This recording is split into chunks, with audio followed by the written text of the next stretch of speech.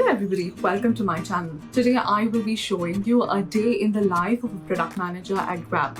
If you follow Lenny Wachitsky, you know he writes several amazing articles about product management itself. In one such product management survey, he talks about how much influence a product manager has in various companies around the world based on a survey that he took. In this graph, basically you see that Zynga is basically where product managers run the show and they have a lot of authority over the decisions they make, to Apple, where PMs have the least influence. So on the scale where product managers fall within various companies, I would say the company that I work for, which is Grab, we do kind of have a lot of influence on the product decisions and product strategy that happens within the company. So we can say that we quite run the show. Today, I will show you an average day in my life as a product manager within Grab. It's not too hectic today, neither is it too relaxed. So I would just term it as average. It is 9 a.m. when I'm actually going to start working now. I start off my day with a to-do list where I just write down everything that is there for me to do for the day. I almost treat it like a brainstorming session and I kind of put in everything that I can remember that I need to do. Usually on the previous day as well, I kind of write a list of to-do list items, so I just take those in and bombard them into my today's to-do list. And I kind of just bombard this list with everything that I can think of as potential candidates that are going to be occupying my time for the day. The tool that I use for actually gathering all my to-do list items is Google Tasks. I find this pretty efficient. It's basically the place where I brainstorm everything that I can think of as a to-do list item. I use this for both personal as well as work-related stuff, where I just write down, and from here I go to the next step, which is time blocking. Once I have the list of everything that I need to do for the day, I have a look at the calendar of Grab itself, where I know the meetings that are scheduled for the day. In the leftover intervals, I try to bombard the to-do list items that I have from my Google Tasks and import them to my calendar as items that I will be doing for the day. This way, I kind of time box everything that I see myself going to do for the day. I started this habit of creating a to-do list, prioritizing the tasks that I need to do for the day and time boxing them way before I became a product manager. And that is kind of one of my efficient ways of getting a lot done from within one day. So it's about 9:15 now, where I am going to go on to write a product specs document. I somehow think writing and communication is kind of the bread and butter of the product management role. So if you think of engineers, they code. If you think of designers, they're going to make amazing UI UX designs. One of the foremost important things that a product manager does is communicate through various forms. So there's definitely written communication as much as there is oral communication. Product requirements documentation forms an integral part of the written communication, I would say. And I somehow think of writing to be thinking, and I like to do it early in my day. So if I have a lot of written work to be done, be it writing any kind of specs, or be it writing some kind of a rollout documentation, or writing something to explain something to somebody, I try to put it in the beginning part of my day, just so I have that fresh space of mind to communicate and to put across all thoughts that I have and make a very good documentation. Speaking of product specs documentation, I have linked my two favorite product specs template in the description box below. These are something that I've collected as resources from the internet and favorited over time. I really like the fact that it's very comprehensive. It has the objective, it has what you're actually going to do, why you're going to do, and whether it's measurable and how you would go about to measure it in the product specs template itself. Do check it out. It's now 10:30 a.m. and I am going to look at my email and Slack. This is the part of the day where I try to communicate any pending items that are on me and unblock everybody on the team. So I love a good email etiquette as well as a Slack etiquette. So when I speak of Slack etiquette, I mean just genuinely paying attention to what you need to reply back to and who you need to reply back to. And in case you can't reply at the moment, Slack has this wonderful feature of remind me later button. So I usually snooze it for about 20 to 30 minutes or at least 1 to 2 hours in case I need to check and get back on it.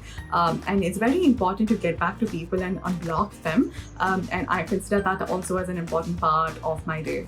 Just unblocking people. Usually once I have emailed or Slacked this person and unblocked them, I go on to document this as part of my product specs template itself, where I just have this space where I say who asked, what was said, and what was communicated back. Once I have responded to these people over Slack or via email, I go on to document this within product specs template just to ensure that this acts as a single source of truth, so that in case there are any changes to the product or in case there are any changes to the decision, we kind of have it documented and it acts as one reference point for everybody. To be honest, I like to think through and reply back slowly just in case I need to double check or cross check things, and this kind of has worked for me. Some people are very quick to respond and unblock. As important as it is to unblock, it is also important to ensure that you are trying to be as right as possible. So it's good to have your clarifications and doubts checked before you respond back. Hey, thank you so much for joining the call. Maybe I didn't explain that very well. I just wanted to quickly run through it again. One of the engineers today specifically asked me a question for which I found it hard to explain through Slack. I thought it would be better for me to have a quick conversation with him. So I just hit the call button and had a conversation with the engineer. I consider working very closely with the engineers a very important part of my role as well, having a good equation with them, trying to understand, the blockers that they are facing, or trying to understand their difficulties, their perceptions on the product, their feedback, better ways to do it, and consider this all before making final decisions on the product. The call got done within 10 minutes, and I also had an opportunity to explain myself better to the engineer. It's 11:30 and I have a call with the designer now.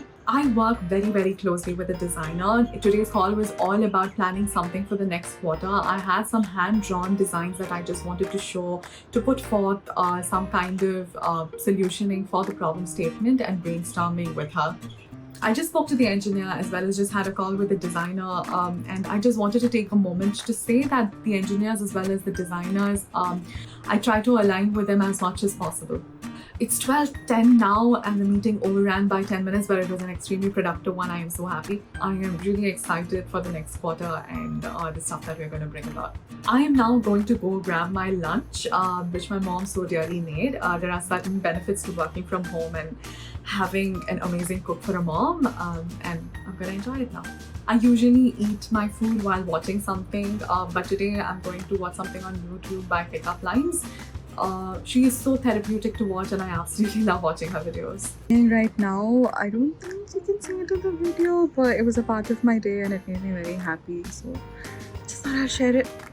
Okay, I took my 30-minute lunch break and it's 12:40 now. In the next 20 minutes, I'm going to revisit my to-do. I just saw that I have some analysis to do, so now I'm going to pick up my phone and look through some apps and do some teardowns. I especially love teardowns. There is one specific website that my friend recommended me to that I highly recommend, which is also in the description box below. I would highly encourage you to go and have a look at it. They have some excellent teardowns of products around the market, but now I'm going to do some teardowns by myself and take down notes from some fantastic products out there. So it's 1 p.m. now. I got some teardowns done.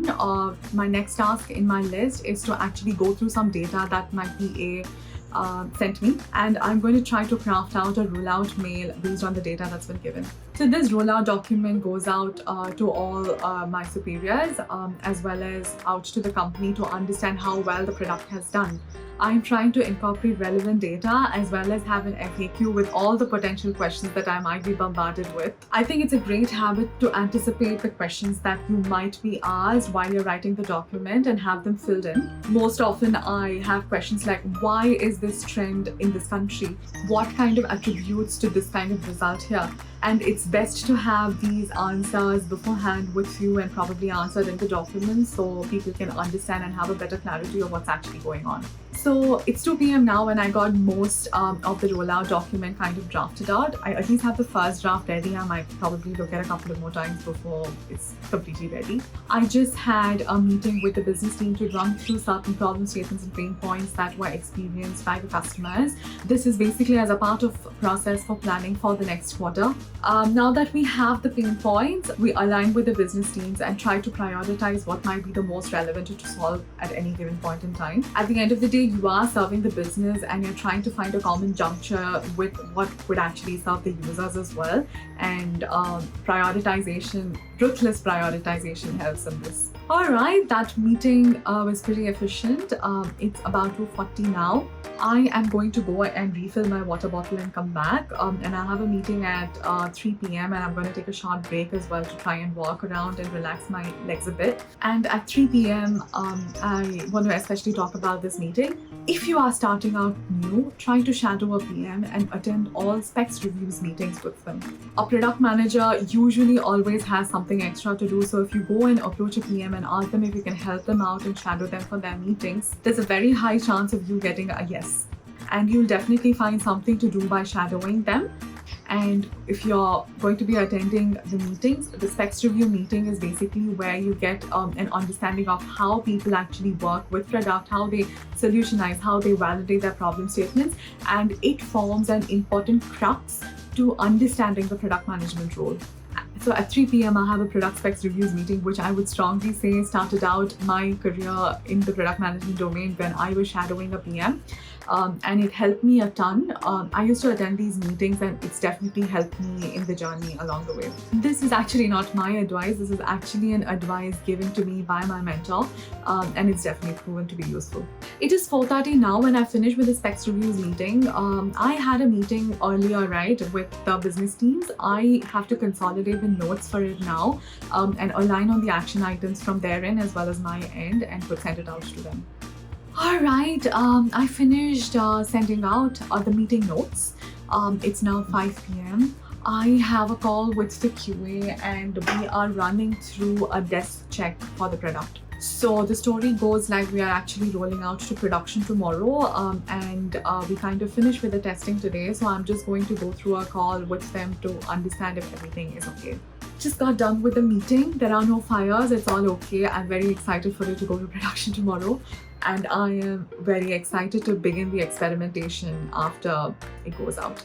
Speaking of experimentation, I will link this amazing article on experimentation in the description box below also for you to check out. So I just sent out a message on Slack thanking my entire team for the product that's actually going out live tomorrow and appreciated my incredible team for all their efforts that went into this. I also have a habit of sending a personal thank you message as a DM to the people who've helped me with the project. A thank you note to them, just encouraging them and being so supportive for helping handle the project. Okay, I have come to the last part of my day. So during the last part of my day, I usually write the to-do list for the next day. I have two segments, personal as well as work related. And once I'm done writing with the to-do list, I think I just have a better clarity on what was done today and what can be done tomorrow. Okay, I'm gonna wind up now and go for my dinner and then go for a short walk. It's been a good day. It was an incredible day. I had a very productive one. Thank you for joining me on this journey. What I wish I had done differently. I wish I had more water and taken stretch breaks for better health, better spine health. Yeah, and definitely stayed more hydrated.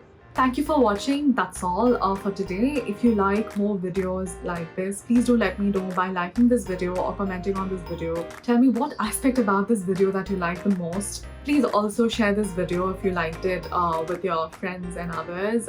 This way you actually tell the YouTube algorithm that this video was useful and YouTube will promote this to others as well. Bye!